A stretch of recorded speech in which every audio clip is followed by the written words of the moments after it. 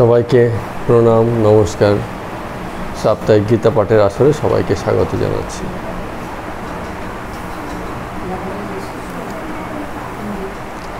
আমরা ভক্তিযোগ দ্বাদশ অধ্যায়ে ছিলাম। আজকে আমরা 15 নম্বর শ্লোক থেকে ভক্তিযোগের বাদবাকি যে শ্লোক সেগুলো আজকে আমরা অধ্যয়ন করব, জানার চেষ্টা করব, বোঝার চেষ্টা করব।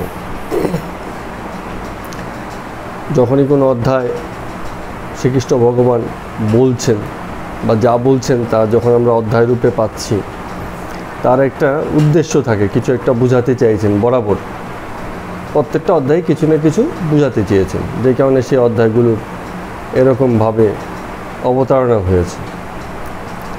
তো এই অধ্যায়ে আমরা সাধারণত এতদিন ভক্তি বলতে যেরকম বুঝে আসছিলাম বা বুঝতে পারতাম, বা আমাদের যা প্রিকনসেপ্ট ভক্তির ব্যাপারে, যে এক রকমের একটা একনিষ্ঠতা, একটা পছন্দ, এরকম একটা ব্যাপার ছিল।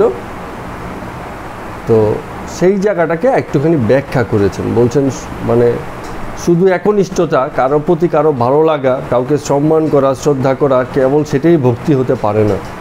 ভক্তির কথার অর্থ তাই না। তাহলে ভক্তি, কর্ম, যোগ এগুলোর যে সমন্বয় হবে না।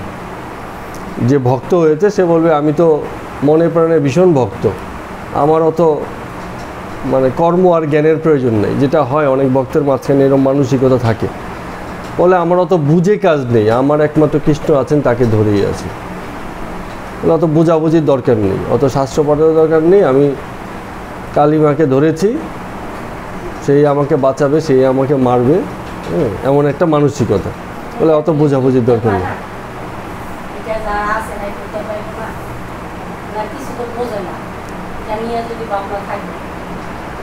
এখন হ্যাঁ, ওই কথাটা ভালোই বলেছে। বোঝা যাবে না এমন কিছু নয়। এইটা এমন নয় যে এই যে বোঝার জায়গাটা, জ্ঞানকে পুঁথিগত বলেনি এখানে, বই পুস্তকগত জ্ঞানই জ্ঞান না। যদি তাই হতো, রামকৃষ্ণদেব ঠাকুর কী ছিলেন? খুব একটা পড়াশোনার তেমন কিছু ছিলেন না, জ্ঞানে ভরপুর, জ্ঞানপূর্ণ। পড়াশোনার সাথে জ্ঞানের সম্পর্ক নেই।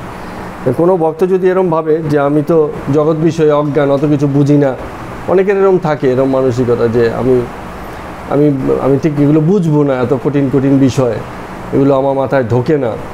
বিষয়গুলো তা না, সব বিষয় ঢোকে, সব বিষয় আমাদের আন্তরিক। আর আমাদের জ্ঞান, আমাদের জ্ঞানের অর্থ কী বলেছিলাম?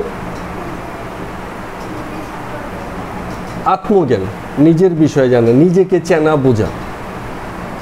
হ্যাঁ, তো হ্যাঁ,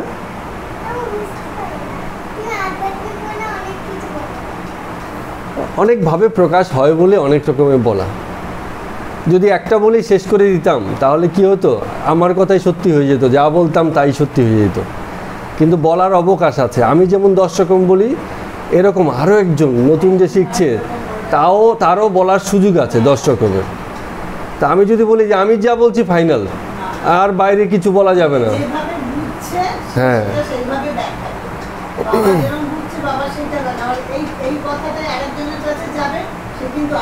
আরেক রকমের আসবে।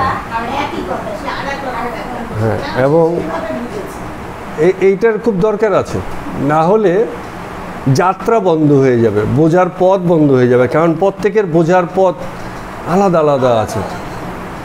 হ্যাঁ, ওই যে যেটা মা বললেন, ঠিকই বলেছেন যে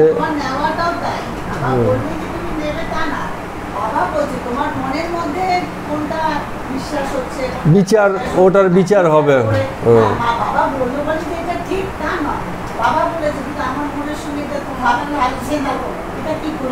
হ্যাঁ,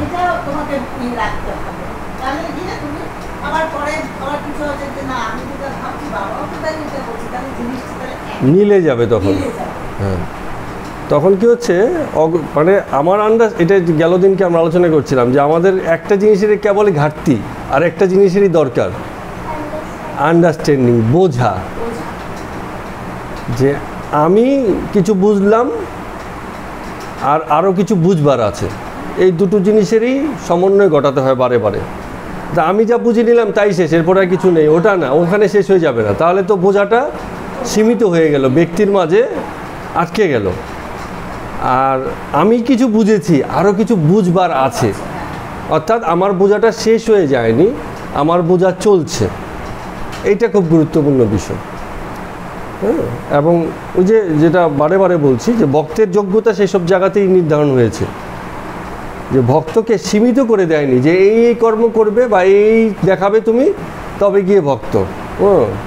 বাঁক নিয়ে মাথায় কী হচ্ছে, ফিতে বেঁধে, হ্যাঁ, মাথায় ফিতে বেঁধে বাঁক নিয়ে এই যে কর্ম, আমি ভক্ত, কর্মের মধ্য দিয়ে ভক্তের লক্ষণ প্রকাশ পায়নি। ভক্তের লক্ষণ প্রকাশ পেয়েছে কোথায় কোথায়?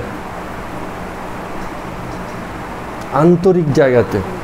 আন্তরিক মানে হচ্ছে, আন্তরিক মানে কি হৃদ্যতাপূর্ণ না, আন্তরিক মানে হচ্ছে সেখানে তোমার অন্তর, বিচার, বুদ্ধি, বিবেক, চেতনা, অনুভব, উপলব্ধি কাজ করছে কিনা। আন্তরিক অর্থ সেই, কেউ আমাদের বাড়িতে এলো, আমি কিন্তু তার সঙ্গে খুব আন্তরিক ব্যবহার করলাম, ওইটা আমরা গেল দিনকে বলেছিলাম, কপট ভালো মানুষই। অর্থাৎ একজন কেউ এসছে, আমার খুব ব্যস্ততার টাইমে এসছে, আমি তার সাথে খুব ভালো ব্যবহার করে দিলাম, যে সে বেরিয়ে গেল, আরে আমার এত ব্যস্ততার সময় কোথা থেকে কী সব লোক চলে আসে, এদেরকে ইয়েও করতে পারি না, ফেলতেও পারি না।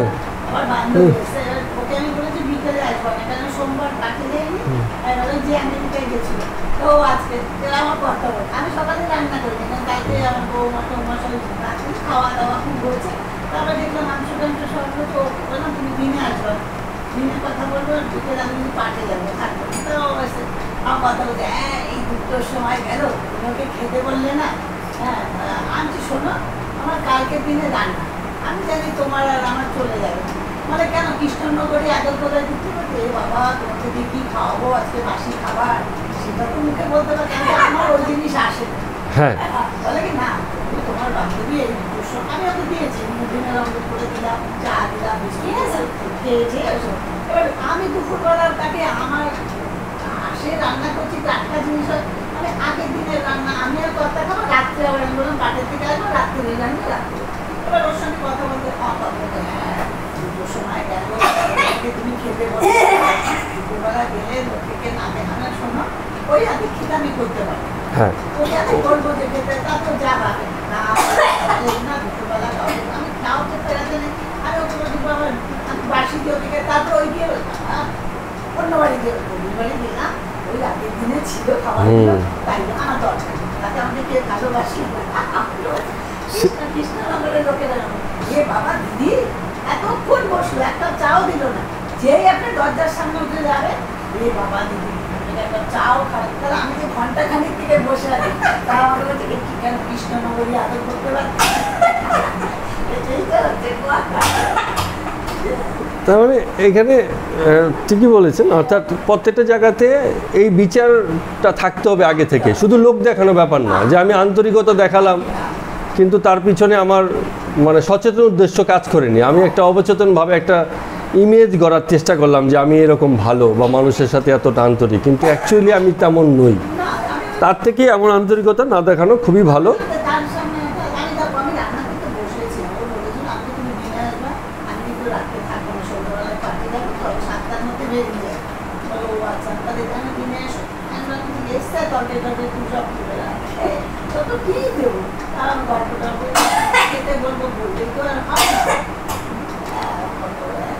তাহলে এই অনুভবটা খুব দরকার সকল ক্ষেত্রেই, জগতে এই অনুভবের খুব প্রয়োজন আছে, এবং সেই অনুভবে যেন চেতনা মিশ্রিত থাকে, চেতনা যেন আশ্রিত থাকে, হ্যাঁ, শুধু লোক দেখানোর জন্য যেন আমাদের না হয়। তো ভক্তের কাজগুলো তেমনই। হ্যাঁ, ওই যে আমরা অনেক সময় ভক্তকে দেখেছি যে আমার এখন ভক্তির সময়, 2 ঘন্টা নিবৃতে দরজা বন্ধ করে আমার ভক্তিযুগ চলবে, অনেকের আছে দেখেছি।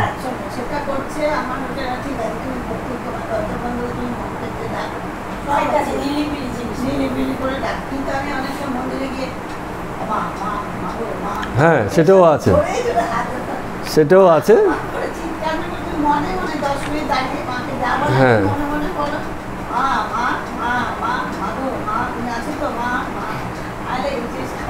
তো এগুলো কেন হয়?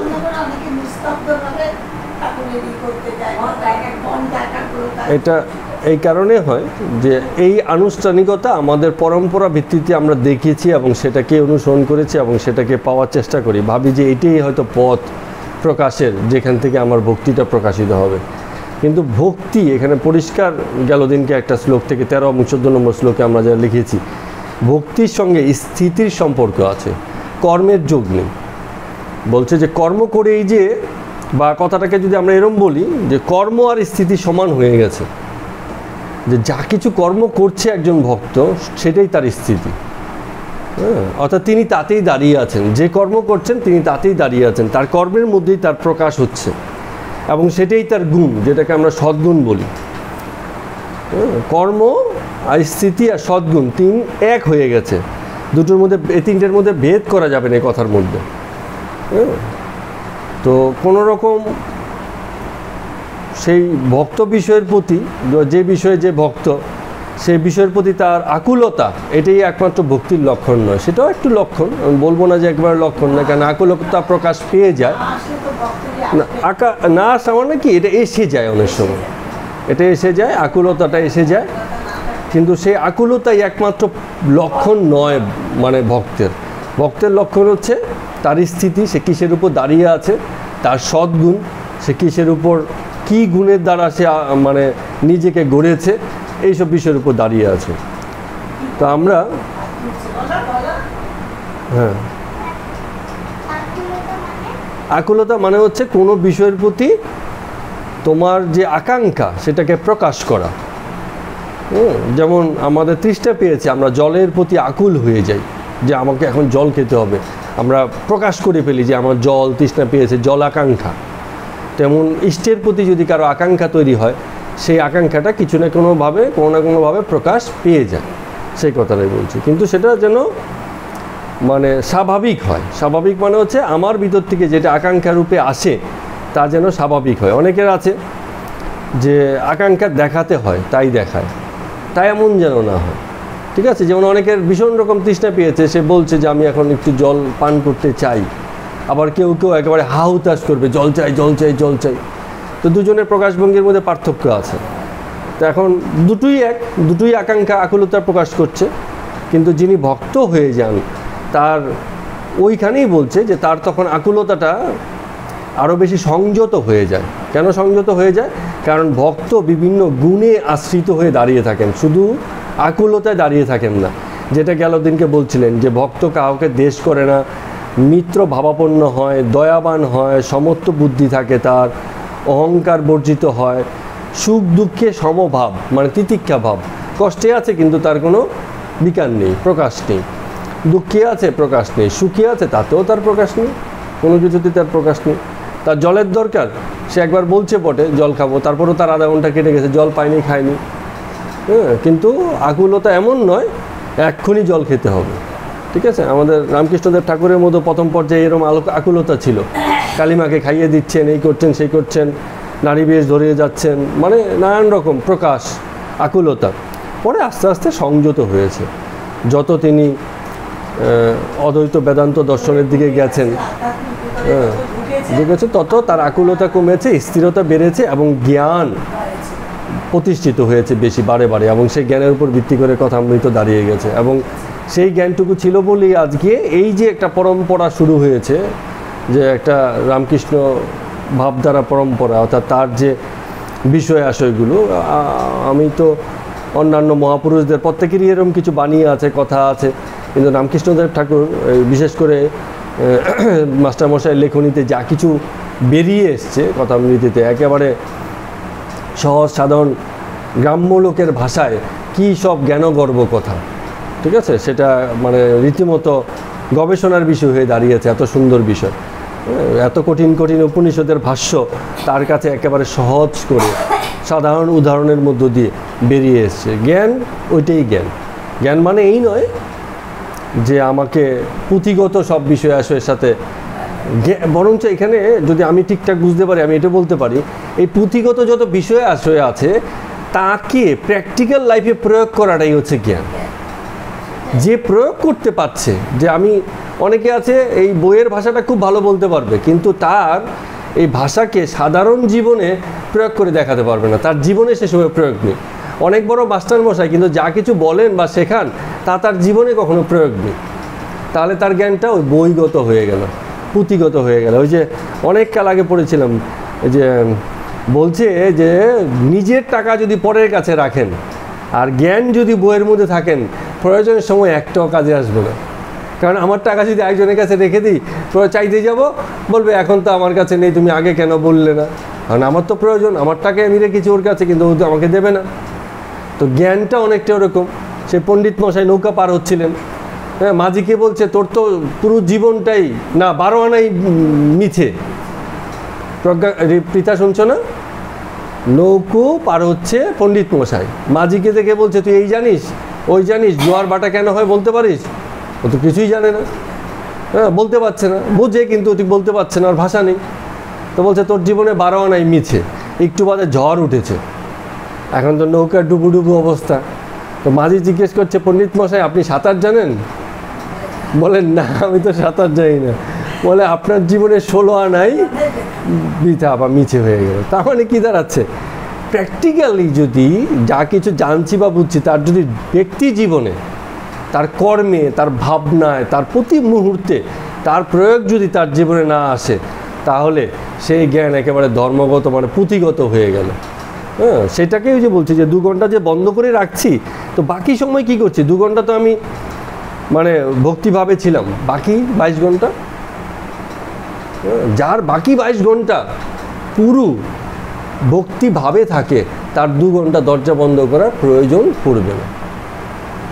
বলছি না দোষ বা বলে, কিন্তু যার জীবনে প্রতি মুহূর্তটাই ভক্তিভাবে কাটে, সে আর দরজা বন্ধ করে কি করবে? প্রতি মুহূর্তেই তাই আছে। সে সাধারণ শৌচকর্ম থেকে শুরু করে গৃহকর্ম, আয়োজনিত কর্ম, মানুষের সাথে আচার ব্যবহার, ভবিষ্যৎ কর্ম, যা কিছু সে করছে সবেতেই ভক্তিভাব, পরহিতে কর্ম। তো তার আর আলাদা করে মানে প্রয়োজন পড়ে না। বলছি না কারো প্রয়োজন পড়লে সে করতেই পারে, কিন্তু তার হয়তো আর প্রয়োজন পড়ে না, এরকম ব্যাপার। তো এই প্র্যাকটিক্যাল ইউটিলিটি, ধর্মকে নিজের জীবনে প্রতি মুহূর্তে প্রতি ক্ষণে কাজে লাগানোর যে জায়গাটা, এবং যিনি করতে পারছেন তাকেই আমরা, শ্রীকৃষ্ণ ভগবান এখানে বলছেন তিনিই ভক্ত, এটাই তার স্থিতি, কর্মই তার স্থিতি হয়ে গেছে, চেতনাশ্রয়ী স্থিতি। চলুন 15 নম্বরটা একটু পড়ে দেখি। তিনি ভক্তের গুণ বলতে গিয়ে বলছেন, একটা খুব সুন্দর কথা বলেছেন, যাহা হইতে কোনো প্রাণী উদ্বেগ প্রাপ্ত হয় না। মানে যিনি কোনো প্রাণীকে ডিস্টার্ব করেন না, সহজ কথা।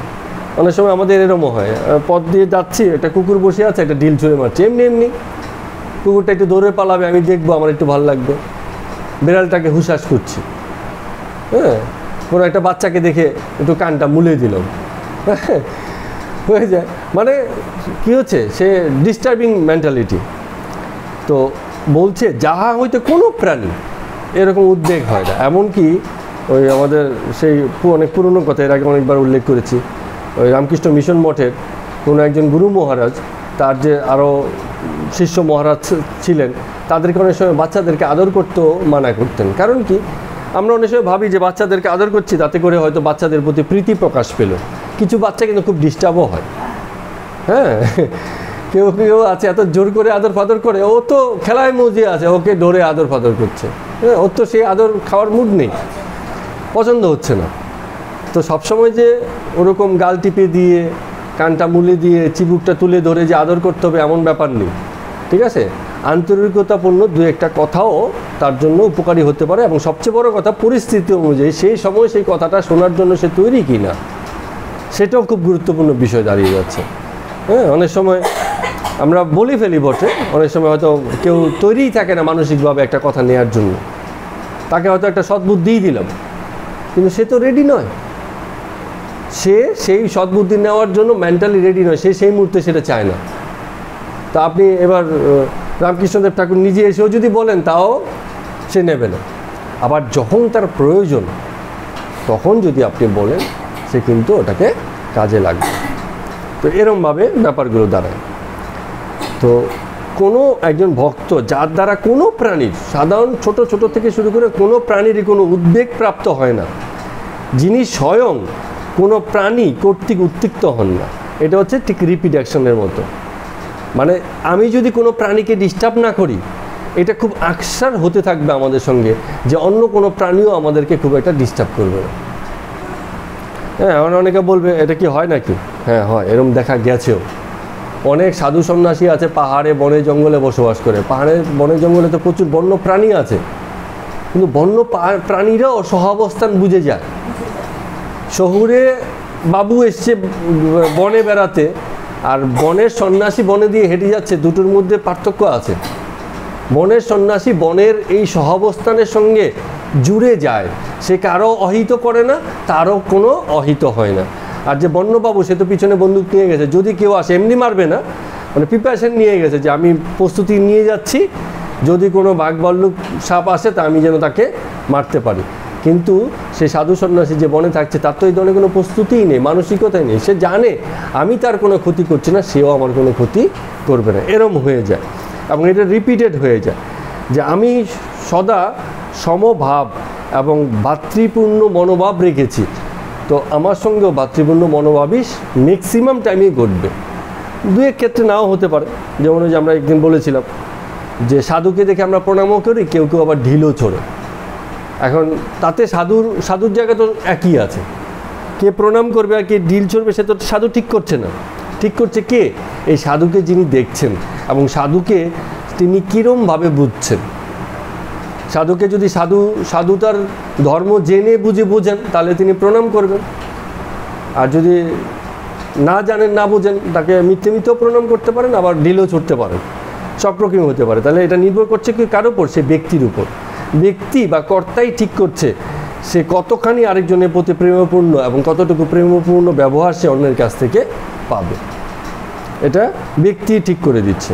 আমি যতটা প্রেমপূর্ণ হব অন্যদের প্রতি, খুব স্বাভাবিকভাবে অন্যরাও আমার প্রতি ততটাই প্রেমপূর্ণ হবে। প্রেমপূর্ণ মানে ওই যে আবার সেই আন্তরিকতা, মানে হচ্ছে লোক দেখানো না, কপট না, একদম সত্যিকারের প্রেম যাকে বলে, যেটা অন্যের কেবলমাত্র মঙ্গল চাইবে। সেই বন্ধুই প্রকৃত বন্ধু, যে প্রকৃত মঙ্গল চায় এবং বন্ধু সমালোচনাও করে। আর সেই বন্ধু তো ফেক, যে তাকে উস্কানি দেয়, বলে হ্যাঁ ঠিকই, চল চল চল যাবো, চল তুই যেটা ভাবছিস ঠিকই আছে, হ্যাঁ হ্যাঁ, আর সে ওই যে গাছে তুলে মই সরিয়ে নিয়ে চলে যাবে, এরকম। তো এরকম বন্ধুকে কে চিনতে পারে? প্রকৃত বন্ধুকে, যে এমনই প্রকৃত ভাবটা রেখেছে তার মধ্যে। কারণ আমার মধ্যেও যদি এরকম কপটতা থাকে, আমার চারপাশে যত বন্ধু হবে তাদের মধ্যে এই কপটতাই থাকবে। আর আমার মধ্যে যদি একেবারে সলিড প্রেমপূর্ণতা থাকে, আমার সঙ্গে অন্য কারো বন্ধুত্ব হবেই না। ও চেষ্টা করলেও এরকম মেকি বন্ধুত্ব হবে না। এরকমভাবে আমাদের বিষয়টা হয়। তো যেই কোনো ভক্তের দ্বারা কোনো প্রাণীর উদ্বেগ হয় না, সেই কোনো প্রাণীও তাকে উত্ত্যক্ত করে না। যিনি হর্ষ অমর্ষ, হর্ষ মানে কি? হর্ষ মানে হচ্ছে আনন্দ, আর অমর্ষ মানে হচ্ছে নিরানন্দ, উল্টো অর্থ। অর্থাৎ কোনো একটা বিষয় প্রাপ্তিতে আমাদের আনন্দ হয়, আর অমর্ষ হচ্ছে সেটা না পাওয়াতে উল্টো যেটা হয়, বেদনা হয়, রাগ হয়। তো আনন্দ এবং বেদনা দুটো, ভয় এবং উদ্বেগ, এই দুটো কোনোটাতেই সে আক্রান্ত নয়, সব থেকে মুক্ত। তিনি আমার প্রিয়।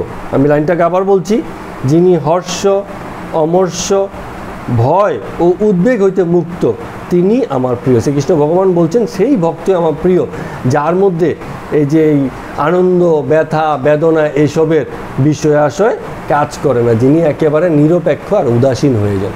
অর্থাৎ কোনো বিষয়, জগতের কোনো বিষয় যাকে স্পর্শ করে না বাইরে থেকে, হ্যাঁ, সবই তার কাছে সমান লাগে, এমন ভক্তই আমার প্রিয়। এবার আমরা চলুন 16 নম্বরে যাচ্ছি। 16 নম্বরে শ্লোকের মধ্যে একটা কথা বলা হয়েছে, গত ব্যথ। এই যে কথাটা একটু আগে বললাম তারই অনুসরণ করেছি। গত ব্যথ মানে হচ্ছে কোনো রকম ব্যথা যে আগে থেকেই পাবে না বলে ঠিক করে রেখেছে, ব্যথা যাকে স্পর্শ করতে পারে না, এরম ব্যাপার। অর্থাৎ ব্যথা আসার আগেই সে ধরেই নিয়েছে যে কোনো প্রকারের ব্যথাই আমাকে স্পর্শ করতে পারবে না। আর আমরা রেডি থাকি যে ব্যথা আমাদের আসবে কি আসবে না সেই প্রোটেকশন নিয়ে।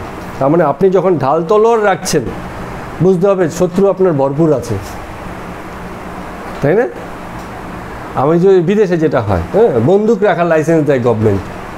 তার মানে কি, কার বন্দুকের দরকার হবে? যার আশেপাশে অনেক শত্রুতা আছে, বা সে জানে যে আমার এরকম আক্রমণ হতে পারে, বা এরকম লাইসেন্স আরও অনেকের আছে, তো হয়ে যেতে পারে এরকম। কিন্তু আমার তো এসবের কোনো ব্যাপারই নেই। তো আমার যখন কোনো প্রস্তুতি নেই ব্যথার জন্য, ব্যথা পাওয়া বা না পাওয়ার জন্য, তখন কোনো রকম ব্যথাই আমাকে স্পর্শ করতে পারবে না। হ্যাঁ, তার মানে আমি ঢালও রাখিনি, তলোয়ারও রাখিনি, আমি কিছুই রাখিনি। আমি জানি বাইরের যত কিছু ব্যথা ট্যাথা ওগুলো বাহ্যিকভাবে হয়, যদি হয়েও যায় কখনো কোনো কারণে, সেটা হচ্ছে বাহ্যিক, বাইরে থেকে হয়েছে, আমার অন্তরে সেই ব্যথাটা লাগেনি। এই কথাটাকে বলছে গত ব্যথ। আরেকটা কথা বলছিল উদাসীনও, একটু আগে আমি কথাটা বলছি, উদাসীন তার মানে ভালো মন্দ, সুখ দুঃখ, এটা সেটা নানান যত বিষয় আছে জগতের বিষয়, এইসব ব্যাপারে সে উদাসীন, তার কিছু মনে লাগে না। তো এমন এই অবস্থা যখন হয়ে যায় কারো, সেই ভক্ত তার কাছে খুব প্রিয় হয়ে যায়। এবার দেখুন এই অনুবাদে বলছেন 16 নম্বরে, যিনি সর্ব বিষয়ে নিষ্পৃহ। নিষ্পৃহ মানে কি? কোনো রকম তার বিকার নেই। শৌচ সম্পন্ন, এই কথাটা একটুখানি বুঝবার আছে। শৌচ মানে কি? শুদ্ধি। কিন্তু যার অন্তঃশুদ্ধি হয়েছে তার সর্বপ্রকার শুদ্ধি হয়ে গেছে। যদি নাই হতো, সে তো কিছু যোগী সন্ন্যাসীর এত বড় বড় নখ, হ্যাঁ, বছরের পর বছর চান করে নাই করে না, কিছুই নেই তাদের। সে তো যোগী সন্ন্যাসী, বনে বাজারে ঘুরে বেড়াচ্ছে, যা পাচ্ছে খাচ্ছে, না পেলে না খাচ্ছে, ইয়া বড় জটা হয়ে গেছে, আর আমাদের তো চেন শ্যাম্পু লাগছে। তার মানে কি হচ্ছে? তার শুচিতা কোথায়? যে বাহ্যিকভাবে এত নোংরা হয়েছে, তার শুচিতা কোথায় আছে? তাহলে তার অন্তঃশুদ্ধি হয়ে গেছে। যার অন্তঃশুদ্ধি হয়ে যায়, তার বহিঃশুদ্ধির প্রাথমিকভাবে দরকার পড়লেও পরবর্তীতে আর দরকার পড়ে না। হয়তো প্রথম সেও শুদ্ধ থাকতো, কিন্তু পরে আর এইসবের দরকার পড়েনি। আমরা যখন খুব ছোট ছিলাম তখন অনেক আমাদের এই ধরনের অনেকে ছিল, আমরা দেখতাম মহিলাও অনেকে ছিল যাদের জট হয়ে যেত। তা আমরা বাচ্চারা আলোচনা করতাম, ওটাকে জট হওয়াকে বলে শিবপ্রাপ্তি হয়, এরকম কিছু একটা মানে বলে দেয়। আমরা বলতাম কি অবস্থা, নোংরা, সেই উকুন ফুকুন হয়ে গেছে কিনা, এটা সেটা হাবিজাবি, এরকম একটা ব্যাপার। তো এই যে মনোবাসনাটা বাচ্চা অবস্থায় যে আমরা আলোচনা করেছি, এটা একটা প্রাথমিক পর্যায়ে। কিন্তু যার অন্তঃশুদ্ধি হয়ে গেছে, সে তো জানেই না কখন জট হয়ে গেছে, সে ধ্যানই দেয়নি। হ্যাঁ, আবার কেউ যদি মনে করে যে না, এরকম একটা জটফট হলে পরে আমার শিব প্রাপ্তি ঘটলো, আমি ইচ্ছা করেই করেছি বা এরকম চেষ্টা করে হয়েছে আমার, হ্যাঁ, সেটা আলাদা বিষয়। হ্যাঁ, সকল যেমন কি বলে, চেনা বামুনের পৈতে লাগে না, একটা কথা বলে না, যে বামুন হয়েছে তার তো পৈতে দেখাতে হবে না যে এই যে দেখো আমি বামুন, আমার পৈতে আছে। তো যে শিবের ভক্ত, তাকে দেখাতে হবে না যে আমার জট হয়েছে, হয়ে যায়। ঠিক আছে?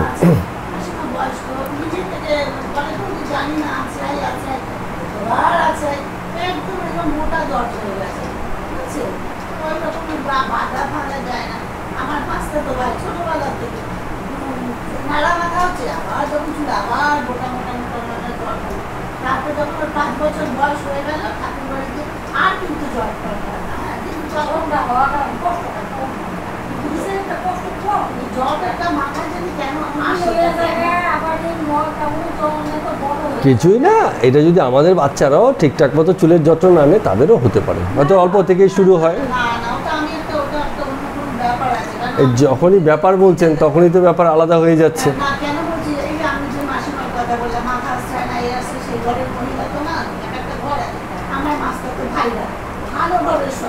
কিন্তু মাসি যতবার ওকে ছোটবেলায় তো কতবার তো নেড়া হয়, ছোটবেলায় নেড়া হয় না, কতবার তো নেড়া হয়। ও বাবা, সেই ওই রকম হতো, কি হতো। তারপরে তো একবার অনেক দেখলাম সেই অজ্ঞান নিজের থেকে, তখন ছোট ছিল, অজ্ঞান হয়ে গেল, অজ্ঞান হয়ে মুখ দিয়ে কি কি সব কথা, এটা সবাই জানে। তারপরে যখন আস্তে আস্তে বড় হলো, সব চলে গেল। তখন ছোট ছিল সবাই কত টাটকা দেখিয়েছে, অজ্ঞান হয়ে গিয়ে কত কথা বলে ফেলতো, আমরা নিজেরাই দেখেছি। আর তারপরে 5 বছর কিছু একটা আছে, আমি একদম অস্বীকারই মাসিমা আসে, এত বড় সিকিউরিটি টিম করা, বেশ ভালো, ওনার নিয়মীয় চাকরি আসবে, ভিক্ষা করে উনি খাবার জন্য অবস্থাপূর্ণ ঘর, মাকানির নামে উনি ভিক্ষা করে, ভালো শাড়ি টাড়ি করে আসে। আমাদের কতগুলো বাড়ি আছে, ওনার এত মোটা মাথা জ্বর, এদিকটা থেকে এদিকটা এত মোটা জ্বর। সবাই এখন জেনে গেছে তো, যে যাবে দাবি করবে, কিন্তু উনি বলছে আমার নিয়ম হচ্ছে 5 বাড়ি ভিক্ষা করবো, যা পাবো তার সঙ্গে যা যে মাকে সদাবাকি এরা কি মাথা আসছে না অন্তর জিনিসটা করবে এরা কি মাথা আসছে না মাথা এরা মাথা না আসছে কথা যেটা কেন যে কারণে হয় আশায় দেখেছি অনেক তো যাই হোক এই এই যা কিছু হচ্ছে সেটা তাদের হয় তারা আশ্রয় না মুখ কাটা তারা তো দিয়েই ওসব বাড়ায় হ্যাঁ সেটা তো তাদের তো যেটা হচ্ছে যে আরও কিছু বৈশিষ্ট্য বা গুণের কথা বলছেন আরেকটা এখানে কথা বলছেন কর্তব্য কর্মে অনলস এটা খুব সুন্দর কথা এটা আমার খুব পছন্দের কথা তো যা কিছু কর্তব্য মনে করেছে সে সেই কাজে তার কোনো আলস্য হয় না খুব গুরুত্বপূর্ণ জিনিস হয় না অনলস অলস নয় আমার এই মুহূর্তে যা কিছু মনে করছি করণীয় যদি মনে করি করণীয় কিছু নেই করবো না যদি মনে করি করণীয় আছে সেটা করবেই করবে কর্তব্য জ্ঞানে মানে কর্তব্য করবে অনলস মানে এখানে তাকে বলে দিতে হবে না সে যদি একবার বুঝে যায় যে এটা এই মুহূর্তে আমার করণীয় বা করার জিনিস আছে ওটা সে করতে শুরু করবে ঠিক আছে তো এই ব্যাপারটা আছে উপেক্ষাটা নেই উপেক্ষাটা কী হচ্ছে বলুন তো আমাদের অনেক সময় এরকম হয় যা আমার পছন্দ নয় তা যদি আমাকে করতে হয় তার প্রতি একটা উপেক্ষা চলে আসে বিরক্তি ভাব উপেক্ষাটা চলে আসে কেন চলে আসে এখন প্রথম কথা হচ্ছে যা আমার পছন্দ নয় তা করাই উচিত নয় হিসেব মতো এখন এই পছন্দটা কিসের উপর নির্ভর করছে যদি আমার ব্যক্তি পছন্দ হয় আমার মনের পছন্দ হয় তাহলে এরকম অনেক জিনিসই আসবে যা করা উচিত কিন্তু আমার পছন্দ হয়নি তো তার আবার সেই প্রেক্ষাপটে যদি আমরা দেখি যে যা পছন্দ নয় তা করা উচিত নয় এই কথাটা তখন আর প্রতিষ্ঠিত হয় না যা চেতনার আশ্রয়ে সঠিক কর্ম বলে মনে হয় তা আমার পছন্দ হবেই হবে এবার যতই অসুবিধারই হোক আর যতই আমাদের মানে ইচ্ছার বিরুদ্ধ হোক মনের অপছন্দ হোক কিন্তু যা চেতনার আশ্রয়ে আসে না তা এবার যতই লোভের হোক বা যতই যাই হোক তা কিন্তু আমাদের পছন্দ হওয়া উচিত নয় তার মানে এখানেও একটা বিচারপূর্ণতা রয়ে গেছে যে কর্ম করার ক্ষেত্রে বিচার এবং পরিস্থিতি এবং করণীয় মানে হচ্ছে কর্তব্য জ্ঞান না সবসময় কর্তব্য কী যেমন সবাই এই কাজটা করে তা আমিও করছি বিষয়টা তা না হ্যাঁ যে সবাই কী করে জানি না কিন্তু এই মুহূর্তে যা দাবি সময় যা হিসেব বা পরিস্থিতির যা হিসেব তাতে এইটাই আমার কাছে করণীয় এখন এটাই আমার জন্য কর্ম এইটা যে নির্ণয় করেছে সেই কাজে কী হচ্ছে সবসময় অনলস থাকবে আর কোনো কারণে যদি কেউ ভুলেও যায় অনেক সময় হতে পারে আমরা অনেক সময় আমাদের কর্তব্যকর্ম ভুলে যাই তখন কেউ একজন যদি একটু ইশারা করে মনে করিয়ে দেয় তখন কিন্তু সে আবার ওই যে সমাজদারকে লিয়ে ইশারাই কাঁপিয়ে যে বুঝতে পারে তার জন্য একটু ইশারা দিলেই সে কিন্তু আবার নড়ে চড়বে না এটা তো আমার কর্ম আমি তো একটু ভুলে গেছি I have to do it তখন সে আবার এটা করতে লাগে আবার কাউকে তো বলে কইও করানো যাচ্ছে না ভালো কর্ম সঠিক কর্ম উচিত কর্ম মনে হচ্ছে সেও হয়তো খানিকটা বোঝে কিন্তু তাকে ঠেলেও কাজ করানো যাচ্ছে না তো যিনি ভক্ত হয়ে যান প্রকৃত ভক্ত সে কর্তব্য কর্মে অনলস মানে তার কোনো আলস্য থাকে না সে যেটাকে ঠিক মনে করবে বলে সেটা সে করবেই পক্ষপাত শূন্য কোনো রকম পক্ষপাত নেই যাহাকে কিছুতে মনোপীড়া দিতে পারে না ওই একই কথা বাইরের কোনো বিষয় তাকে মনোপীড়া দিতে পারে না এবং ফল কামনা করিয়া যিনি কোনো কর্ম আরম্ভ করেন না এটাকে আরম্ভ বলে একটা কথা আছে অর্থাৎ ফলাকাঙ্ক্ষা সামনে রেখে যদি আমরা কোনো কর্ম করি সেটাকে বলে আরম্ভ তো আসলে ফলাকাঙ্ক্ষা তো কর্মের সঙ্গে তো ফল জড়িয়ে থাকে গাছে ফল হবে আর তার ফল থেকে কিছু মানে মিষ্টত্ব আসবে না তেতত্ব আসবে না কি কখনো বীজ হবে না তা তো হতে পারে না যখনই ফল তার থেকে কিছুটা কিছু কর্ম ফল বেরিয়ে যায় এখন ফল কামনা না করা মানে কি নিজের ব্যক্তিগততা ত্যাগ ওই কর্মের সঙ্গে ওই ফলের সঙ্গে নিজের ব্যক্তিগত যোগাযোগের জায়গাটা বন্ধ হয়ে গেছে যে এখান থেকে আমি কি পাবো না সেই হিসাবটা সেখানে নেই সেই জায়গাটা যখন ত্যাগ হয়ে যায় ওটাকেই বলে কর্মফল ত্যাগ কর্মের ফল অটোমেটিক হবে কিন্তু সেই কাজটার সঙ্গে ব্যক্তিগততার সম্পর্ক নেই হ্যাঁ তো এরম ত্যাগ যিনি করেন কর্ম আরম্ভ করেন তো এতদৃশ ভক্ত আমার প্রিয় শ্রীকৃষ্ণ ভগবান আবার উল্লেখ করছেন যে এইসব ভক্তই আমার প্রিয় তার মানে কি ওই যে কৃষ্ণ বলে হ্যাঁ রাধা বলে চোখের জল নাকের জল এক করছে তেমন ভক্তের কথা বলছেন না একবারও মানে এমন সব ভক্তের কথা বলছেন যাদের বিশেষ স্থিতি আছে যিনি কোনো একটা স্থিতিতে দাঁড়িয়ে আছেন তার একটা গুণ আছে সদ্গুণ তার আছে সেই সব গুণাবলী থাকলে পরে বলছে এই ভক্ত আমার কাছে প্রিয় যে কটা শ্লোক পড়লাম প্রত্যেকটা শ্লোকে তাই বলছে ঠিক আছে। এখন 17 নম্বর শ্লোকে আমরা যাচ্ছি। 17 নম্বর শ্লোকে বলছেন, যিনি ইষ্ট লাভে হৃষ্ট হন না। এইটা একটা খুব সুন্দর কথা। দেখুন, এক সময় তো ইষ্ট লাভই আমাদের জীবনের লক্ষ্য হয়। এই কথাটা খুব মানে সুন্দর। ইষ্ট লাভে হৃষ্ট হন না। হৃষ্ট মানে কি? সন্তুষ্ট। ইষ্ট মানে কি? যাকে কামনা করছি বা আকাঙ্ক্ষা করছি। পারমার্থিক অর্থে ব্যবহার করা হয়। কৃষ্ণ হচ্ছে আমার ইষ্ট। কিন্তু যখন লাভ হয়ে যায় না, তখন শান্তি আসে বটে। সন্তুষ্টি কার হয় বলুন তো? যে জগৎ থেকে কিছু চায় এবং সেটা পেলো, তারপরে সে সন্তুষ্ট হলো। এখন যার সন্তুষ্টি অসন্তুষ্টি এই বোধই যখন হারিয়ে যায়, তখন সে ইষ্টকে পেলেও কিন্তু আর আলাদা করে খুশি হওয়ার ব্যাপার থাকে না। এটাকে সে সাধারণ পরিণতি হিসেবে নেয়। কীরকম পরিণতি? যে তো পাওয়ারই কথা, আমি তো ইষ্টকে আলাদাই করে দেখছি না। আমি আলাদা আর আমি তাকে পেলাম, এরম না। তিনি তো আমাতেই এসে বা আমি তাতেই এসে যুক্ত হয়ে গেলাম। এই তো যোগ। আমাতেই তিনি যোগ হলেন বা তাতেই আমি যোগ হলাম, কথা একই দাঁড়িয়ে গেল। তো এইটা স্বাভাবিক পরিণতি হয়ে যায়। এই কারণে ইষ্ট লাভের ব্যাপার নেই। লাভ লস এসবের হিসাব জাগতিক লোকের হিসাব, যে আমি কিছু লাভ করব, ধর্মপথে যাচ্ছি, তা আমার কিছু চাই, আমি কিছু হব। কিন্তু সেই সব জিনিস নয়। তো আরেকটা জিনিস, ইষ্ট লাভ মানে কি? আবারও সেই একই জায়গাতে চলে আসছি, বারবার বলছি, ইষ্ট মানে কি? ইষ্ট কাকে লাভ করি? আমি কেউ বললো একজন যে আমি ইষ্ট লাভ করেছি, এই কথা দিয়ে আমরা কি বুঝবো?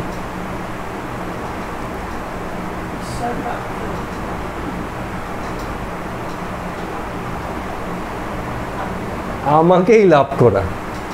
কোথা থেকে কেউ আছে এরম? আমরা ভাবি, এটা আমাদের একটা খুব প্রতিষ্ঠিত কনসেপ্ট হয়ে গেছে। বুঝি বাইরে থেকে কিছু একটা লাভ হয়। কিছুই লাভ হয় না। নিজেকে লাভ করা যায়, এর বাইরে কিচ্ছু হয় না। নিজেকে জানা, নিজেকে বোঝা এবং নিজেকে সেই পর্যায়ে বা স্থিতিতে নিয়ে যাওয়া, এটাই লাভ। আর কিছু লাভ হয় না, বাইরে থেকে কিচ্ছু আসে না। ও মুখে মুখে বলে এরকম একটা আমাদের কনসেপ্ট দাঁড়িয়ে গেছে যে একজন আছে ইষ্ট দেবতা। আমি ভিন্ন কিছু নেই, জগৎ আমিময়। আমি আছি তো আছে, আমি নেই কেউ নেই। বলো, আত্মস্বরূপ। আত্মস্বরূপ কি? আমি ভিন্ন আমার যে স্বরূপ, যে স্বরূপের স্থিতি কখনো পাল্টায়নি, সেই আত্মস্বরূপকে জানাই ভগবানকে জানা। আত্মস্বরূপের নামই হচ্ছে ভগবান। আত্মাতেও তিনি, আমাতেও তিনি। এখন যখন বলছি আমি, তখনই আমাদের একটা ব্যক্তিগত জায়গা দাঁড়িয়ে গেছে। আমি ভাবছি যে আমি একটা আলাদা অস্তিত্ব। তো আমার এই যে ক্ষুদ্র ভাবনা, এই আমার অস্তিত্ব বিষয়ে ক্ষুদ্র ভাবনা যখন বিলোপ হয়ে যায়, তখন মহা অস্তিত্ব আর আমি অস্তিত্ব তো আলাদা হয় না, এক হয়ে যায়। তো লাভ সেটুকুই হয় যে আমি আমাকে, এই কথাটা সুন্দরভাবে বললে এরকম হয় যে নিজেকে লাভ করার সবচেয়ে বড় উপায় হচ্ছে নিজেকে হারানো। আমি যতক্ষণ পর্যন্ত আমাকে ধরে রেখেছি, আমি আর কিছু লাভ করতে পারবো না, না আমাকে না ইষ্টকে। যতক্ষণ পর্যন্ত আমাকে ধরে রেখেছি, আমাকে যখন আমি হারিয়ে ফেলবো, আমার অস্তিত্বকে যখন আমি অস্বীকার করতে পারবো, সেই যে স্থিতিটা, যেই স্থিতিতে আমি দাঁড়িয়ে নিই, সেই স্থিতিটা কাকে তখন আপন করেছে? আত্মস্বরূপকে। আমি নয়, আত্মস্বরূপ। প্রত্যেকের ভিতরে যে আত্মস্বরূপ, ভিতর বললে আবার অনেকে ভাববে যে ভিতরে বুঝি কেউ বসে আছে, বিষয় তাও নয়। অর্থাৎ আমি অস্তিত্বের ভিন্ন, আর যে মহা অস্তিত্ব যা সকলের ক্ষেত্রে এক, সেই অস্তিত্বে স্থিত হওয়া। আমরা তো সব ব্যক্তিগতভাবে আমি কৌশিক দাস, আমি এই, আমি সেই, এই যে যত রকম নাম রূপের মধ্যে আটকে আছি, এটাকে আমরা সহজ করে বলি কাঁচা আমি। এই যে আমার যত কাঁচা আমির যত আয়োজন, সেই আয়োজনটা যখন শেষ হয়ে যাবে, সেই আয়োজনটা যখন দূরে সরে যাবে, তখন তার মানে কি হচ্ছে? আমি আমাকে কিন্তু হারিয়ে ফেললাম। আমি বলতে যাকে বুঝছি তাকে আমি হারালাম। তা আমাকে হারালেই একমাত্র আমাকে পাওয়া যায়। সে কোন আমি? সে হচ্ছে আত্মস্থ আমি, আমার মানে সাধারণ আমি, যে আমি সর্বত্র সব জায়গাতে বসে আছে, যাকেই বলা হচ্ছে এক অর্থে আত্মা। বাইরে কিছু নেই, বাইরে থেকে আসেও না, যায়ও না। যেমনভাবে আমরা ভেবেছি, আসে কি যায় না আমিই তোরা জানি কি। কিন্তু কথাটা হচ্ছে যে আমরা যেরমভাবে ভেবেছি সেমনভাবে নেই।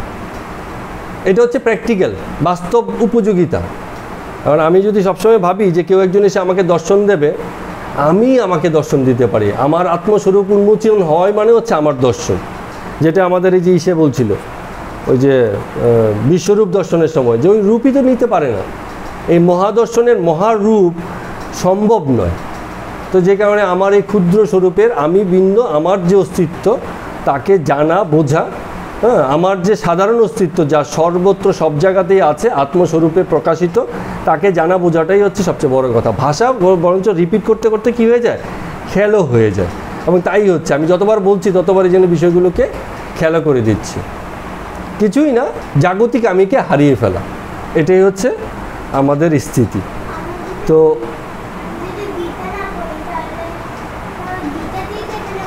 হ্যাঁ, তো গীতা না পড়লে কি হয়, সাধারণ ভক্তের যে হয়, যার এই জ্ঞানটুকু আসবে না, সে এই বিষয়গুলো জানতে পারে না। সে আপন আমিকেই, ব্যক্তি আমিকেই মনে করে সে মহা আমি। হ্যাঁ, আমার পছন্দ আমার অপছন্দ যা আমার মন থেকে উৎসরিত হয়, মনাতীত হয় না, মন কেন্দ্রিক হয়ে যায়। অর্থাৎ মনই সব হয়ে যায় তার, কিন্তু মনের বাইরেও যে আরও জগৎ, আরও যে অভিজ্ঞান অন্তর্জগৎ, সেই অন্তর্জগতে তার প্রতিষ্ঠা হয় না, তার স্থিতি আসে না। সেটাই মুশকিল। আমাদের দেহ আর মনের পারে গিয়ে যে জগৎটা শুরু হয়, সেখানে গিয়ে আমাদের আত্মস্বরূপের সন্ধান, এবং সেই আত্মস্বরূপের সন্ধান যার হয়েছে, সে এই যে বিষয়গুলো বলছে যে কি হয়, যে ইষ্ট লাভ হলেও সন্তুষ্টি নেই। তার মানে কি হচ্ছে, সে জানে আমি ইষ্টতেই প্রতিষ্ঠিত হয়ে গেলাম, আমার আর লাভ কিছু হয়নি, বরঞ্চ আমি অলাভ হয়ে গেছে, যা কিছু আমি ধরেছিলাম তা আমার সব হারিয়েছে। অপ্রাপ্য বস্তু লাভের আকাঙ্ক্ষা করেন না, যা কিছু পাইনি এমন কোনো আকাঙ্ক্ষা তার নেই। যিনি কর্মের শুভাশুভ ফলাকাঙ্ক্ষা ত্যাগ করিয়াছেন, ঈদৃশ ভক্তি সাধক আমার প্রিয়। এমন সাধনা যিনি করছেন তিনি আমার প্রিয়। তাহলে ভক্তের সাধনা কি? ভক্তের একমাত্র সাধনা সে নিজেকে হারাতে চায়, নিজের অস্তিত্বকে অস্বীকার করতে চায়, জাগতিক অস্তিত্বকে অস্বীকার করতে চায়। এমন যে ভক্ত, এটাই তার সাধনা। আমাদের সকলের একই সাধনা, ভক্তিপদের সাধনা তাই। হ্যাঁ, মন আর ইন্দ্রিয় কেন্দ্রিক যে আমার জগৎ, সেই জগৎকে, জগতের বন্ধন থেকে, সেই জগতের করাল থেকে, প্রভাব থেকে নিজেকে মুক্ত করা, ওটাই মুক্তি। আর কিসের মুক্তি হবে? কোথা থেকে মুক্তি হবে? আপনার থেকে আপনার মুক্তি। এই আমি বোধের থেকে আমার মুক্তিটাই হচ্ছে পাকা আমিতে প্রতিষ্ঠিত হওয়া। বারে বারে শ্রীকৃষ্ণ ভগবানও যেমন বলেছেন, রামকৃষ্ণদেব ঠাকুরও তেমন বলেছেন, বারে বারে এইসব কথাই হচ্ছে। এবার 18 এবং 19 নম্বরটা আমরা পড়ছি। বলছে, যিনি শত্রু মিত্রে মান অপমানে শীত উষ্ণে সুখে দুঃখে সমত্ব বুদ্ধি সম্পন্ন, মানে সবগুলোকে একই জ্ঞান করেন। যিনি সর্ববিষয়ে আসক্তি বর্জিত, কোনো রকম আসক্তি নেই। কি দিয়ে তাকে খুশি করবেন? কিছুতেই তার আসক্তি নেই। এই যেখানে বলছে, স্তুতি বা নিন্দাতে যাহা তুল্য জ্ঞান। আপনি তার প্রশংসা করবেন, সে চুপচাপ দাঁড়িয়ে আছে শুনছে। তার নিন্দা করবেন, তা তো সে চুপচাপ দাঁড়িয়ে আছে শুনছে। কোনো কিছুতেই তার মানে ইসে নেই, তুল্য জ্ঞান, সমতুল্যতা। যিনি সংযত বাক, কথা বলার ক্ষেত্রে তিনি সংযত হন, কাকে কি বলছেন না বলছেন সেসব ব্যাপারে সংযত। কিছু মানুষ তাদের তো মানে বেকার বকে যায়, অনেককে দেখেছি এত মানে বকতে পারে, নানান বিষয়ের অভাব নেই, কত বিষয় যে কত কিছু বলে যাচ্ছেন। যদিচ্ছা লাভে সন্তুষ্ট, যা পান তাতেই তিনি সন্তুষ্ট। গৃহাদিতে মমত্ব বুদ্ধি বর্জিত, এইটা একটা সুন্দর কথা, এটাকে বলে অনিকেত। কারো কারো নাম হয়েছে তো অনিকেত, নাম হয় না অনিকেত? অনিকেত নাম শুনেছে? অনিকেত নাম শুনে অনেকের আছে, অনেক। অনিকেত, নিকেত মানে হচ্ছে নিকেতন। নিকেতন মানে কি? আবাস, আশ্রয়। আর অনিকেত মানে হচ্ছে অনাশ্রয়, নিরাবাস। যার কোনো আশ্রয় নেই, যার কোনো আবাস নেই, তাকে বলা হয় অনিকেত। ঠিক আছে, খুব সুন্দর বাংলা মানে বুঝে গেলাম নামের। এখন যিনি ঘরে থেকেও ঘরের মমত্ব বুদ্ধি নেই, এই তাকে বলা হয় অনিকেত। এই যে বলছে গৃহাদিতে মমত্ব বুদ্ধি নেই, আছে বাড়িতে, কিন্তু এই যে আমার বাড়ি এই দাবি কখনো করছে না, মনেও নেই মুখেও নেই। বাড়িতেই আছে কিন্তু এই আমার বাড়ি, কিন্তু আবার এমন নয় যে বাড়ি এসে কেউ দখল করছে তখন গিয়ে বলবে না যে আমার বাড়ি, প্রয়োজনে হয়তো বলবেও। এরকম জাগতিক বুদ্ধি তো আসবে, নাহলে এই জগতে কিছুই আমার না, নাও নাও সবাই নিয়ে যাও, তা তো সবই এরকম চলে যাবে। বিষয়টা না, রক্ষণাদিও থাকতে হবে। হ্যাঁ, কিন্তু যেমন ধরুন কথার কথা, আমাদের এই বাড়ির নাম হয়েছে আধ্যাত্মিক গৃহমন্দির। এখন কোনো কারণে ধরুন এই বাড়ি কোথাও দখল হয়ে যাচ্ছে, আরও 10টা লোক কী ভাববে যে এটা যদি শুধু কৌশিক দাসের বাড়ি হতো, দখল হচ্ছে কৌশিক দাসের ব্যাপার, কৌশিক দাস বুঝবে। এখন কিন্তু শুধু কৌশিক দাসের ব্যাপার না, বলবে এটা তো একটা কম বেশি মন্দির সাইনবোর্ড লাগিয়েছে, দেখা যাচ্ছে, বোঝা যাচ্ছে, শুনেছি, জেনেছি। আরে ভাই, এটার ব্যাপারটা একটুখানি আমরা এগোই, একটা মন্দিরকে এরমভাবে দখল হতে দেওয়া যাবে না। তার মানে কী হচ্ছে, যখন বিষয় ব্যক্তিগত নয়, ঈশ্বরের, তখন সহযোগিতা অনেক হয়েছে যায়। এবং ওই অনেকের সহযোগিতা পেতে গেলে সবার আগে ছাড়তে হবে ব্যক্তির দাবি। অর্থাৎ এটা যে কেবলই আমার বাড়ি, এই দাবিটা যখন ছাড়বে, তখনই তো আরেকজন বলবে যে না, এটা শুধু কৌশিকের বাড়ি না, এটা আমাদেরও মন্দির, এটাকে রক্ষা করতে হবে। বুঝা গেল? হ্যাঁ, তো এইসব কারণেই তো আমি নিশ্চিন্ত শুয়ে থাকি, ঘুমিয়ে থাকি, আমার কোনো চিন্তা নেই, বাড়ি রক্ষা করতে হবে না। কারণ আমি তো আমার দাবিটা আগে ছেড়েছি, এবার বাকিরা বুঝে নিক। হ্যাঁ, তো এই হচ্ছে ব্যাপার। এই ছাড়তে পারাটাই হচ্ছে আনন্দ, শান্তি। হ্যাঁ, নিশ্চিন্তে ঘুমোচ্ছে, কোনো চিন্তা নেই।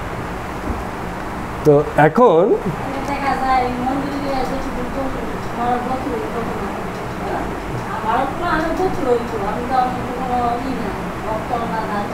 না, ভক্ত দাবি না, তুমি যখন মন্দিরে আছো, মন্দিরের কর্ম করছো, তোমার কর্ম করছো, থোড়াই তুমি অন্যদের করছো, মন্দিরের পক্ষে করছো। গৃহকে মন্দির বানানো উদ্দেশ্য ছিল তাই।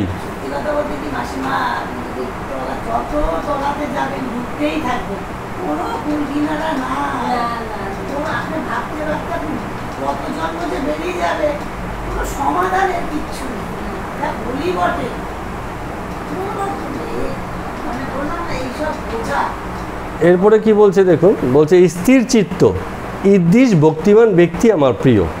তো এই যে এত গুণের কথা বলছে, এইসব ব্যক্তি যারা আছেন, যে ব্যক্তি যার মধ্যে এরকম ভাবনা আছে যে গৃহ থেকেও অনিকেত, যার আমার বোধ নেই যে আমার বাড়িতে আমি আছি। কোনোদিন বাড়ি না থাকলে কেন এরকম আমার বোধ ছেড়ে যায়? কারণটা হচ্ছে যদি বাড়ি না থাকে কী হচ্ছে, রাস্তায় থাকবো, রাস্তায় না থাকলে কোনো মন্দিরে থাকবো, নাহলে বনে থাকবো, জঙ্গলে থাকবো, এইসবে আর মানে ভবিষ্যৎ চিন্তায় অস্থির হয় না। আজকের সুস্থির জীবন ভবিষ্যৎ চিন্তায় অনেকের অস্থির হয়ে যায়। এই মুহূর্তে ভালো আছে, কিন্তু ভবিষ্যতে খারাপ থাকতে পারে, এই চিন্তায় এই মুহূর্তটাই, মানে এই মুহূর্তের ভালো থাকাটা নষ্ট হয়ে যায়। অনেকেরই হয় এরকম। যেমন এই মুহূর্তে সে ঠিক আছে, এখন সে ভাবছে কোনোদিন তো ভূমিকম্প হলেও হতে পারে, হলে কি করব? আচ্ছা, কোনোদিন যদি দেশে গৃহযুদ্ধ লেগে যায়, কি করব তখন? আরে তুমি তো সেসব কথা ছাড়ো, এই মুহূর্তে তো তুমি শান্তিতে আছো, সেটুকু ভাবো। এই মুহূর্তে শান্তিটাই উপভোগ করো, পরে কি হবে সেই বেদনা, সেই দুঃখের কথা ভাবার কোনো দরকার নেই। ভবিষ্যৎ ভাবনা ছাড়ো। এই মুহূর্তটা যদি সুন্দর হয়, সঠিক হয়, যে কথাটা আমি ওদেরকে বলি, এই মুহূর্ত যদি সঠিক দাঁড়িয়ে থাকে, পর মুহূর্ত যা কিছু সৃষ্টি হবে সেগুলো সঠিকের উপরেই দাঁড়াবে। এই মুহূর্ত যদি ভুলে পূর্ণ হয়, আগামী দিনে যা কিছু হতে যাচ্ছে তাতেও ভুলই আসবে, বারে বারে ভুলের রিপিট হবে। ভুলের একটা ব্যাপার হচ্ছে সে রিপিট হয় বারে বারে, সঠিকের ব্যাপারও সে বারে বারে রিপিট হয়। তাহলে এই মুহূর্তে সঠিকতাই ভবিষ্যতে সঠিক, আর এই মুহূর্তের ভুলও ভবিষ্যতেই ভুল হবে, এরকম। 20 নম্বর শ্লোকে এসে এই যে যা কিছু আলোচনা হলো তাকে শেষ করে দিল কথাটাকে বলে, বলছে যাহারা শ্রদ্ধাবান ও মতপরায়ণ হইয়া, শ্রদ্ধাবান মানে হচ্ছে ভিতর থেকে আন্তরিক শ্রদ্ধা আছে, যেই কাজ করছে সেই কাজের প্রতি পূর্ণ শ্রদ্ধা আছে, ভালোবেসে বুঝে, সবচেয়ে বড় কথা হচ্ছে বুঝে, বুঝলেই ভালোবাসাটা আসবে, না হলে আসবে না। তো বুঝে যিনি শ্রদ্ধাবান, মতপরায়ণ, মতপরায়ণ হচ্ছে তাকেই আশ্রয় করেছেন, সব কিছুতে তারই আশ্রয়, সব কিছু যা কিছু করছে। হ্যাঁ, শেয়ার বাজারে পয়সা লাগাচ্ছে, কার পয়সা লাগাচ্ছে? ভগবানের পয়সা লাগাচ্ছে। গেলে ভগবানেরটা গেছে, আসলেও ভগবানেরটাই এসছে, আমার কি? হ্যাঁ, এরকম আর কি। তো হ্যাঁ, ওই ব্যক্তিগততা থেকে লোভের জায়গাটা তৈরি হয়ে যায়।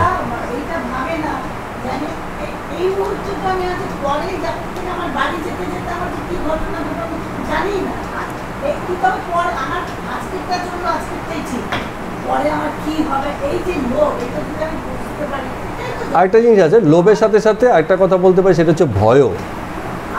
লোভ যেমন আছে, আবার কিছু ভয়ও আছে। হ্যাঁ,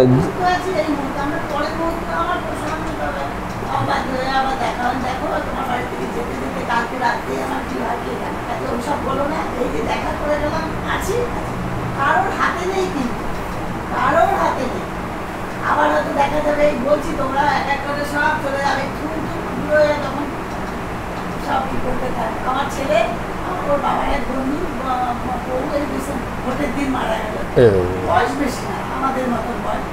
আমার স্বামীর হার্ট অ্যাটাক হলো, পেসমেকার বসলো, ওর বাবা পিয়ারলেস গেছে, আমার ছেলেটার গর্ভে স্টোন হলো, অপারেশন তাকে সব করা হলো, ভাবতে পারলাম সুগার আছে, প্রেশার আছে, এটা আছে, চোখে প্রেশার বেড়ে গেল। হলো মা এই ভোটের 3-4 দিন আগে হঠাৎ করে খাওয়া দাওয়া সব করেছে, সকালবেলা জল খাবার করে সেরিব্রাল অ্যাটাক হলো, বাসাতে হসপিটালে নিয়ে যাওয়ার কিছুক্ষণ পর্যন্ত, তারপরে চলে গেল কোথায়। এই ভোটের দিন রাত্রি 8টার সময় এখন দাদা যাই হোক, দাদা কাঁদছে আজকেও বললো আমার কথা, তুমি বলবো কথা থেকে বয়সে বড়, তাই কাঁদছে, বলে কি দাদা স্বাভাবিক। আমি বললাম দাদা আমি একটা কথা বলি, এই দিন সবাইকে আমাদের আনতে আসবে, যখন আমাদের যে পরিস্থিতি আসছে, কি আগে যাব কে পরে যাব কোনো ঠিক জানি না, প্রতি মুহূর্তে আপনি ভাবুন না যে বৌদি ভালোভাবে গেছে, যদি প্যারালাইসিস হয়ে বাড়ি এসে বিছানা করে থাকতো তখন আপনি কী করতেন? বলে হ্যাঁ বৌদি আপনি যেটা বলে, ছেলেকে রাত্রিবেলা ফোন করে বলছি জানিস তো বাবা বিশ্বনাথ জেঠুর বাড়িতে জেঠিমা মারা গেলে এই ব্যাপার হচ্ছে, দেখ আমি আর তোর বাবা তো পা বেরিয়ে, বলে মা পা বাড়িয়েই ব্যাপার, পা ঢুকিয়েই থাকো, তোমার মন যখন চাইবে তখনও সে নেবে না, আর তুমি যদি এই পৃথিবীতে থাকতে চাও তখনও সে তোমায় রাখবে না, যার যখন সময় হবে তখন তুমি সুখে থাকলে, তখন তুমি খুব সুখে আছো, বললো ভগবান এবার আমাকে রেখে দেবো, কাজ করা শুরু, আবার তুমি বিছানায় হেগে মুখে বসে আছো, তখন আমাকে নিয়ে নাও, তাও ঠাকুর দেবে, তার যখন সময় হবে সেই সময় ওইসব আয়াত করে। তো ঠিকই এই আন্ডারস্ট্যান্ডিংগুলো খুব দরকার। তো যারা শ্রদ্ধাবান আর মতপরায়ণ তো হইয়া পূর্বোক্ত অমৃততুল্য ধর্মের অনুষ্ঠান করেন। দেখুন এবার আসল কথা বলে দিয়েছে, ধর্ম অনুষ্ঠান বলতে যা বোঝায় এই হচ্ছে যা কিছু বলা হলো সেসবই, এই যত রকম কর্মের কথা বলছে এই কোনো কিছুই কিন্তু পুজো অর্চনা বা উপাসনা এইসব রিলেটেড না, এগুলো একটা পর্যায়, প্রাথমিক পর্যায়ে তারও দরকার আছে, কিন্তু আত্মশুদ্ধি বা নিজেকে গড়ে তোলা, আত্মলাভ, ঠিক আছে, এই হচ্ছে একমাত্র ধর্ম অনুষ্ঠান। বলছে এই অমৃততুল্য ধর্ম অনুষ্ঠান, ধর্ম অনুষ্ঠান তো অনেক রকম আছে, তো এই অমৃততুল্য ধর্ম অনুষ্ঠান করেন সেই সকল ভক্তিমান আমার অতীব প্রিয়, অর্থাৎ তারাই সবচেয়ে বেশি প্রিয় যারা এই ধরনের ধর্ম অনুষ্ঠান করেন। একেবারে পরিষ্কার দেখুন, ভক্তিযোগে যখন বর্ণনা করছেন শ্রীকৃষ্ণ ভগবান 20 নম্বর শ্লোকের মধ্য দিয়ে আমাদের এই অধ্যায়টাও আমরা শেষ করলাম আজকে। তো খুব গুরুত্বপূর্ণ কথা বলেছে যে আমরা ভক্ত বা ভক্তি বলতে এতদিন যা বুঝেছি, হ্যাঁ, এখন ভক্তি হচ্ছে তা যাকে আমরা ভক্তি করেছি বা জীবনে শ্রেষ্ঠতা দিয়েছি বা মান্যতা দিয়েছি তারই অনুরূপ হয়ে যাওয়া, সেটাই হচ্ছে ভক্তি। হ্যাঁ, ভক্তি হওয়া মানে হচ্ছে তারই অনুরূপ, তারই পথে চলা।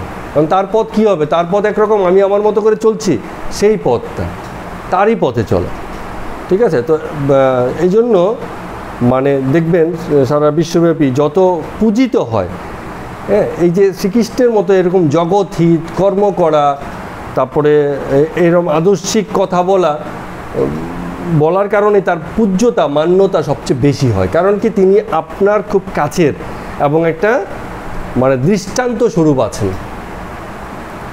অনেক দেবতাই থাকতে পারেন, তাদের মান্যতা আপনি কি করে তাদের ভক্ত হয়ে তাদের মতো হবেন, কারণ তাদেরকে তো বসিয়েছেন ভক্তের দেবতার আসনে। কিন্তু শ্রীকৃষ্ণ ভগবান কি হচ্ছে একেবারে মানে জাগতিক স্বরূপে, সেই যে বললাম না, সে পরমাত্মার আত্মস্বরূপ কেমন হয় দেখে নাও ভাই শ্রীকৃষ্ণকে, তার কথা শুনে নাও, তার কথা বুঝে নাও, তুমি বুঝে যাবে তাহলে কেমন হয়। হ্যাঁ, তো একেবারে খুব কাছে, অন্তরের খুব কাছে, জগতের খুব কাছে, ফলে মানে তারই ভক্ত হওয়া যায় যার ভক্ত হয়ে তার মতো হওয়া যাবে। আর বাকিদের ভক্ত কী হচ্ছে, তখন ভক্ত এক জায়গাতে দাঁড়িয়ে তার স্থিতি এক, আর যার ভক্ত হয়েছে তার স্থিতি আরেক। যখন এই দ্বৈততা জীবনে এসে যায় তখন তাদের সম্মিলন বা মিলন কখনো হয় না। আর এখানে ভক্ত হওয়া মানে হচ্ছে মিলন বা যোগ, গীতার ভাষায় হচ্ছে যোগ, যে আমি যার ভক্ত আমি তার মতো হয়ে উঠেছি, এই যোগ হয়ে গেল বা মিলন হয়ে গেল দুইয়ের, হ্যাঁ, ভক্ত আর যার ভক্ত হয়েছে, হ্যাঁ, দুইয়ের মিলন হয়ে গেল। এই যে অবস্থাটা, এই অবস্থাটাকে এখানে এই ভক্তিযোগের মধ্যে বলেছে। শুধু যা কিছু বলেছে এটা নতুন কিছু না, জ্ঞানযোগ যখন পড়ছি দ্বিতীয় অধ্যায়ে কর্মযোগ যখন পড়ছি, তৃতীয় অধ্যায়ে, তখনও যেসব গুণ বা বৈশিষ্ট্যের কথা বলা হয়েছে এখানেও ঠিক একই কথা বলছে, শুধু প্রসঙ্গটা, দেখার দৃষ্টিভঙ্গিটা পাল্টে গেছে। যখন জ্ঞানযোগ অধ্যায়ে পড়ছি তখন পর্যবেক্ষণটা হচ্ছে জ্ঞান, যখন কর্মযোগ পড়ছি তখন পর্যবেক্ষণটা হচ্ছে কর্ম, আর যখন ভক্তিযোগ পড়ছি তখন পর্যবেক্ষণের উপায়টা হচ্ছে ভক্তি। কিন্তু কর্ম বা করণীয় যা আছে সকল ক্ষেত্রে কিন্তু এক, সেটা হচ্ছে ঈশ্বরের সমর্পণ বুদ্ধিতে কর্ম করা, হ্যাঁ, কর্মে স্থিত হওয়া। এবং কর্মের যে কথাটা মানে প্রথম দিকে মাঝখানে একবার বলেছিলাম যে আমার যা কর্ম তাই আমার স্থিতি, তাই আমার সদ্গুণ, আমার কর্মই আমার গুণ। আমার কর্ম যদি ঠিক হয় তাই আমার গুণ হয়ে যাবে এবং তাই আমার স্থিতি হয়ে যাবে। এইভাবে মানে খুব সুন্দর, মানে এই যে বিষয়গুলো বলছে একেবারে খুবই নতুন বিষয় এবং খুব প্রতিষ্ঠিত বিষয়, হ্যাঁ, মন থেকেই এই বিষয়ে সমর্থন আমাদের চলে আসে। তো সবাইকে প্রণাম, নমস্কার, আগামী দিনে আবার দেখা হবে।